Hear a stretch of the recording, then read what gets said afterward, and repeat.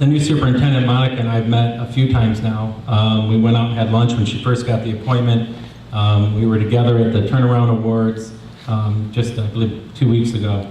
Monica and I have already, I'm glad the representative is talking about working together and partnering on recreation, because we've been doing that. Her and I met a couple times. We're going to meet again this week to talk about partnering on Allen School, which is right across the street from Township Hall. This is a conversation that started with former Supervisor Rayoon, and I rekindled the talks about, can we use the fields in the back of Allen School that are being unused and turn them into soccer fields and recreation for our kids to use? Can we use the classrooms in the building that they're not currently using with their preschool for other community events? We've begun those conversations on how we can work together to help each other. Monica is more amenable than the former superintendent. We're making huge progress. It's still early, it's still discussions, but we're working on it. What does concern me, we do have great schools. My daughter goes to West, she's running track right now at West. Brady goes to Smith School, and he's on the walking club. My kids are getting a great education at public school. I believe in public schools. My wife's the public school teacher in Livonia.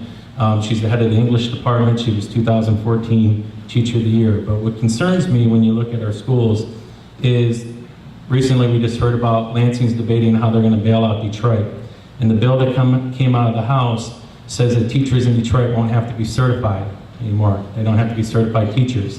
And Representative Heise was on Flashpoint and said, they brought that up in Detroit, and they said if that's good enough in Detroit, is it good enough in Plymouth and Canton? And he agreed it was good enough in Plymouth Canton. It concerns me that Lansing is going to take us down a path where we'll soon have teachers that are not certified teaching our kids, and what quality education will our kids get if the teachers aren't certified? That does concern me moving forward. That being said, we are working with the school district to enhance services in our community. Thank you. There's been talk of reopening Station 2. Would you support this, and if so, how would you do it? Police and fire services being adequate. I have met with the leadership of both the police union and the fire union. I've also talked with other key people in our fire and police services. Some of those folks don't want their names mentioned because for fear of retaliation, which is very unfortunate. What I'm hearing from our men and women in the field is that our police and fire services are inadequate, especially in the area of fire. We cut back strongly over the last few years. We cut back, I think, way more than where we should have. And even some of our current and former trustees have now come to the conclusion that the cuts that were made in the last few years were definitely far more than what was necessary. And were maybe done for more of a punitive reason than for any interest in public safety. With respect to Station 2, I would, if I'm supervisor, I'm going to reopen Station 2 with full-time firefighters, because the people of Lake Point and the people in the northeastern corner of the township deserve the same kind of protection that my family gets in the west side as well. So that is my pledge to you, to reopen Station 2 with full-time fire employees. We've already had a tragedy in the Lake Point area in the last couple weeks. A man perished because, I believe, of inadequate response times. We have issues with the trains that are blocking our fire personnel services. And I also think that our police department needs to be re-examined as well, and look at our staffing. Let's work with Chief Tidrington. He's an outstanding individual. If I'm elected supervisor, we're going to keep Chief Tidrington on the job as long as possible, and not try to create some new position for somebody to oversee him. That's just duplicative government, and I'm not in favor of that. So bottom line is, I think especially in the area of fire, we need to re-examine our services. We also need to look at that in the context of our insurance and our home insurance that we have to pay to make sure that we have the proper ratings for fire protection. Here we go again. Let me clear something up. The response time on the gentleman that perished in Lake Point was 7 minutes. It's very unfortunate that he passed away, but the response time was 7 minutes. Our guys got him back to life. They got him to St. Mary's. Unfortunately, he wasn't able to make it. And it's very sad. He had a huge impact in our community. He was a soccer referee and impacted a lot of kids. And it is a big tragedy. I went to the funeral, but the response time was 7 minutes. You know, I have a letter here from Bruce Glenn that came in. Bruce Glenn lives over in Lake Point, and Captain Mann went over there, and he was perished for 30 minutes. Captain Mann didn't give up on him. He's alive today and wrote a letter thanking our fire department for all the hard work they did. Now you want to talk about Station 2. I want to open Station 2. But I believe the voters of the township spoke very loudly in 2012 when they rejected an initiative to open Station 2 80/20. So which means raising taxes, which is easy for some people, is not the answer. We got to look at an alternative way to do it. And the easy alternative to look to is Northville Township. Northville Township has a fire station on Sheldon Road on 6 Mile between Sheldon and Beck. They do not have a fire station on the southeast portion of their community. We do. Partnering with Northville Township would be a right move. We had conversations about possibly doing that last year. Unfortunately, we had a board member tell Northville, stay north of 5 Mile. We want nothing to do with you, stop sticking your nose into our business. We had other leaders in our community tell Northville, stay out until I get into a position and then I'll talk to you. That's not the way you lead. The way you lead is you reach out to our neighbors and you say, how do we work together? We already work together in mutual aid with fire departments, so if we can't make it to a fire, whether it's in Lake Point or Trailwood or Ridgewood, we have help from Canton, all of our neighbors help. Thank you. How do you plan on improving our relationship with Wayne County and with Lansing? Well, I think thanks to me, our relationship with Lansing is just perfect. But I certainly hope that I will be able to, as supervisor, work with our legislative team. We have a very spirited race this year for my state representative seat, and I'll certainly work with whoever wins that race. We also want to work with, continue our good relationship with Senator Colbeck. Senator Colbeck will still be with us in Lansing for the next couple of years, and I look forward to continuing my very positive relationship with him. I think with respect to Wayne County, though, is really where we need to focus. And the situation is that in township government, our roads and so many of our other services are provided by county government. And I have a tremendous relationship, very positive relationship with CEO Warren Evans and many of his staffers, many of those are folks who I served with in the Michigan legislature. I've got their phone numbers, I know where to reach them, and we have I think we have a very positive relationship. What we need to do as township government is partner again with our neighbors to the north and to the south, our fellow townships, to make sure that we get the maximum amount of money possible from Wayne County. I've introduced bills over the years that have helped keep Wayne County honest and accountable, especially in the area of water and sewer. The former Wayne County Commissioner supported a plan that would have forced us to buy back our sewer systems from Wayne County that would have cost us millions of dollars. Fortunately, the communities banded together and we rejected this take it or leave it approach. And I ended up writing two bills that are still on the table that would mandate that before Wayne County tries any type of deficit elimination plan based on our water and sewer system, the systems that we have paid for, and they try to take it from us, that they at least give us the dignity of sitting down with us and working out a deal and at least to try to talk about it. And that's what my bills do. And surprise, surprise, it's kept Wayne County very honest since then, and we have a great relationship. Relationships with Lansing, like I mentioned earlier, former Chief of Staff Dennis Muchmore and I had a great relationship. I have a good relationship with Beth Clement, the new Chief of Staff, good relationships with Steve Harwood and his assistant over at the MEDC. Pat Colbeck and I, we've walked and knocked a lot of doors together, been to a lot of Tea Party meetings together. I have a great relationship with Pat.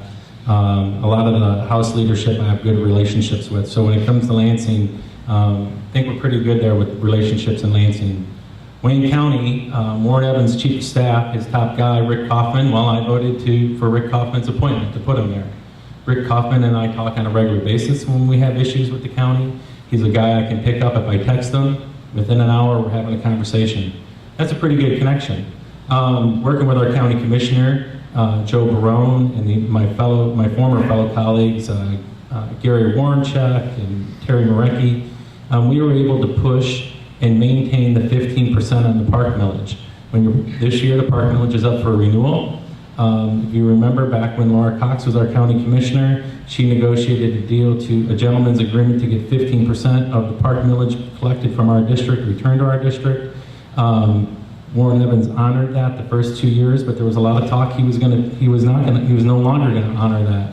I worked the Conference of Western Wayne. We passed a resolution. We worked with our commissioners to get the commissioners to put the 15% in the language for the millage renewal that we'll vote on this year. That's leadership. That's showing you how we work with the county, how we work with the state. Thank you. Forgive me if we've addressed this. How will you address unfunded legacy costs? Mr. I Price? think, wasn't that? Did we address this?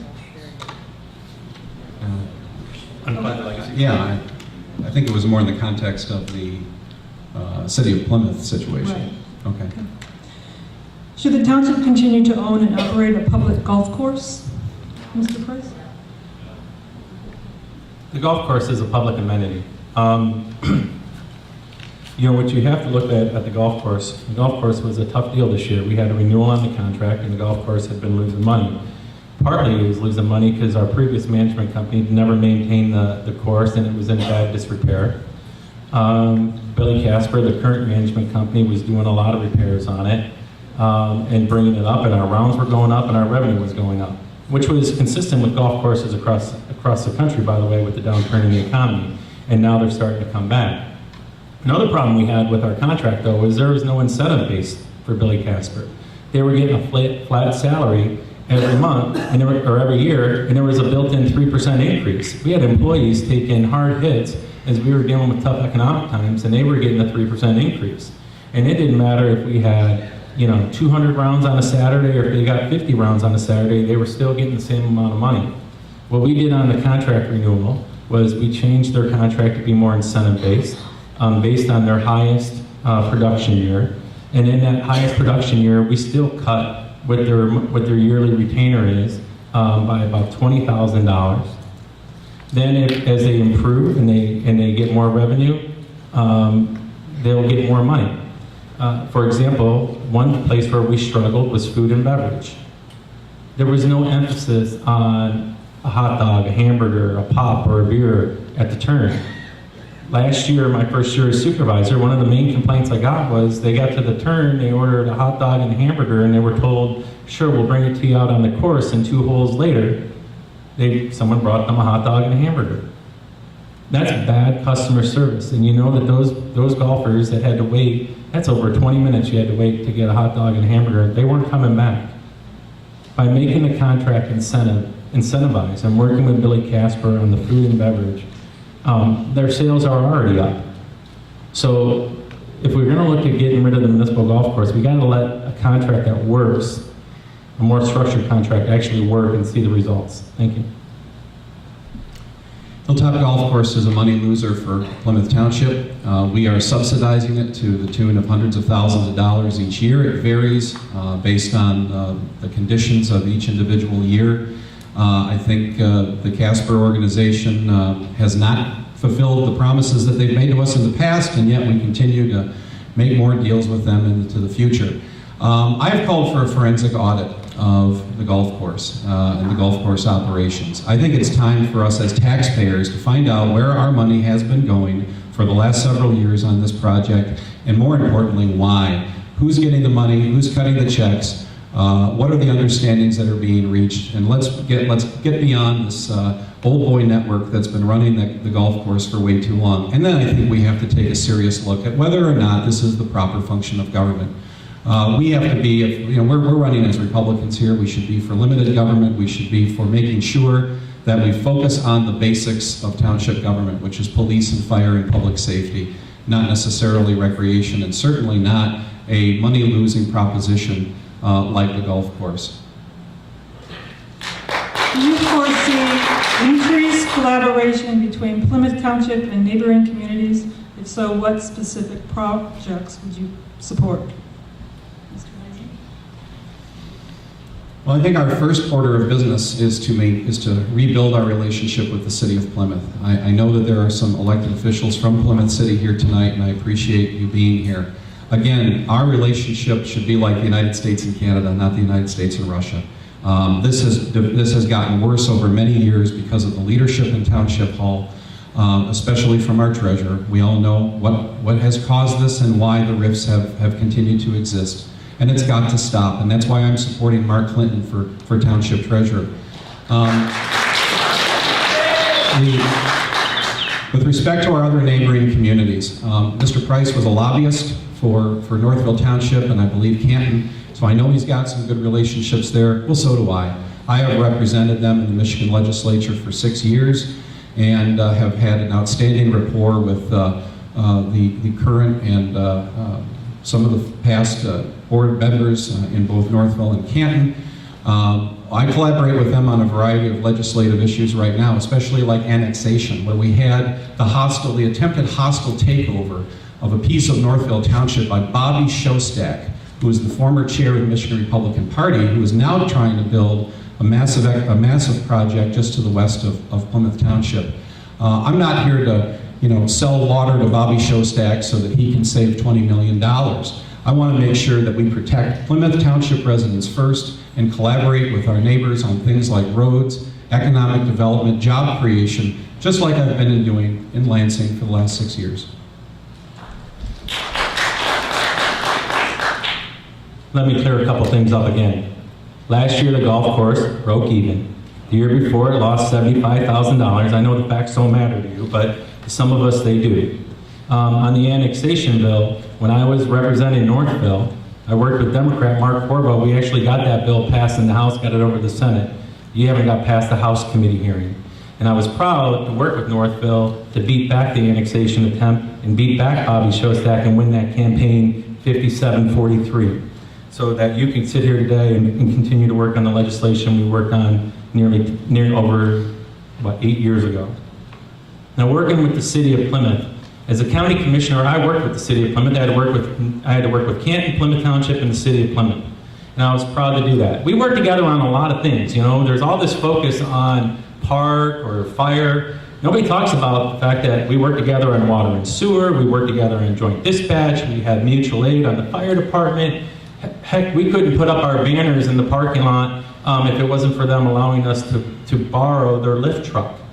Mayor Dwyer and I last summer got together and signed an agreement with U of M Dearborn to give our public safety officers discounted tuition, whether they lived in the city or they lived in the township.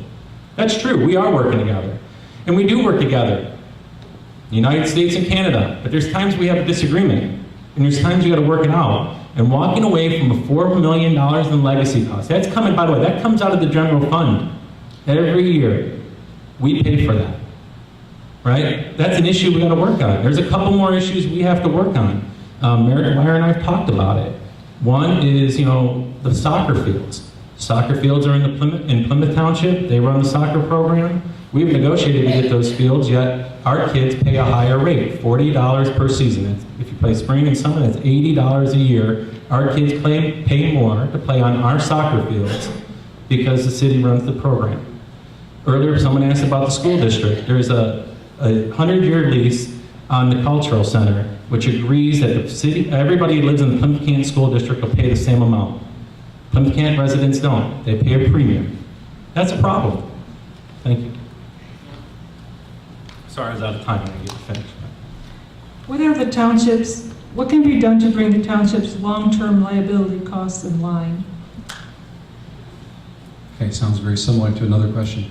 What we need to do is much smarter budgeting. We need to do what we did in the state of Michigan. When Rick Snyder and I were elected back in 2010, we inherited from the Michigan a state that was very much in financial crisis. We had to make tough decisions. We had to cut our budget. We had to prioritize spending. We had to we had to impose some tough contributions from our employees as well. And together, working together and making the tough decisions, we were able to substantially reduce our legacy costs. We got our budget back in balance. We actually have a fund balance now that we never had for many years. Our credit rating is going up, and our cost of borrowing is going down, which ultimately benefits Michigan taxpayers everywhere. We can employ those same principles at Township Hall. We have to take a hard look at those long-term legacy costs. It's about $22 million on the retiree health care and the retiree pensions when you look at them combined right now. We have the golf course legacy costs that are still out there. We have the issue with Plymouth City. We have the SAFER grant money that is out there. We have to take a very hard look at all of our budget issues. We have to make sure that we get the appropriate concessions if necessary from our employees, although I think that they've had to endure quite a bit over the last couple of years. And we have to do smarter budgeting. We have to reprioritize the money that we have. Less money on repaving McCullough Park and building pavilions that nobody really wanted. And put that money back into our community to balance our budget so that we are addressing those long-term legacy costs so that we are not faced with another Wayne County situation in the future, because that's the last thing we need, is when government kicks the can down the road and ignores what's going on and says that everything's rosy and we're steady as a rock and all of this, and we end up like Wayne County. Enough of the Wayne County government budgeting in Plymouth Township. It's funny how the guy that donated thousands of dollars to keep out the running office. Our long-term liability is gone from 27 million down, I'm sorry, we've gone, it's true, you guys can't call all you want about it. I wasn't Bob Picardo's appointee, I didn't donate to him. Now, the long-term liability in the township has gone from 27 million down to 15 million when we talk about retiree health care. If we're successful in negotiating a deal with Plymouth, the city of Plymouth, that'll take an additional approximately $2.5 million off our long-term liability. That gets us down to about $12 million for retiree health care. Our pension fund is about 80% funded, between 76 to 80% funded. It's a far cry from where Bob Picano was at 46%. We're doing a good job of making sure we're taking care of our employees, funding our pension, and driving down our long-term liability. Again, we've gone from 27 million on retiree health care down to 15 million, and we're working to improve on that number and get that number even more manageable and under control. And in our pension, we're about between 75 and 80% funded. So we're doing a good job on managing our long-term liability. Thank you. I think it's time for a wrap-up. Mr. Heise, would you like to start that? Oh, okay. We have 2 minutes for this? Yeah, two-minute wrap-up. All right. Well, I want to thank you all again for being here tonight. The time has gone very quickly, and I've appreciated all of your attention and your cooperation. You know my story, you know my education and my experience level, and more importantly, my commitment to Plymouth Township. I believe that we are really at a crossroads in history. The election on August 2nd is going to decide the future of our community, I think, for at least the next 8 years, maybe more. And it's critical that everyone examine the candidates, not just for this office as well, but for also the treasurer and clerk race and the township supervisor and the township trustees. Because what we need to find out are the people who are going to put Plymouth Township first. The people who didn't come here looking for a job, the people who aren't the no-bid lawyers, the out-of-town political interests, the political consultants who are here tonight, the big money Republicans, the lawyers, and all the others who are eating away at our community. It's a hostile takeover, folks. It's a hostile takeover of our community, and we're better than that. And so I implore you to examine the candidates, find out what we're all about, find out who is supporting us, find out who is really behind the people that you see on election day, and vote accordingly. I'm Kurt Heise. I'm your state representative. I love Plymouth Township. And it's my honor to have served you in the legislature for the last 6 years, and it will be my sincere honor to continue that quest as your next township supervisor. Thank you. God bless.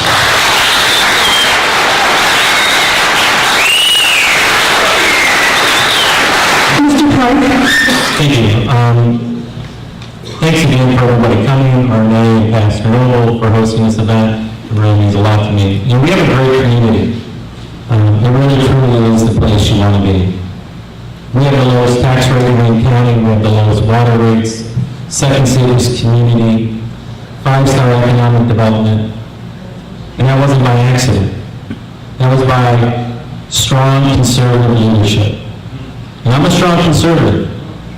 I'm proud that I didn't, I went to Wayne County as our county commissioner, and we fixed the work and fixing the budget. We got more road money back, more park money back, and we did it without raising taxes. We did improvements in the township, whether it was at Township Park, Soccer Park, other improvements, and we did that without raising taxes. We worked on getting our legacy cost in line. We did that without raising taxes. We are the place people want to be, whether it's a business, a family, a person just looking to buy a home. Because we have low taxes, low water rates, we are a conservative community that practices small government. That's who I am. I am a strong conservative that practices small government. Taxes are the absolute last answer. And I'm proud to say I've never voted to raise taxes, and I never will. Thank you.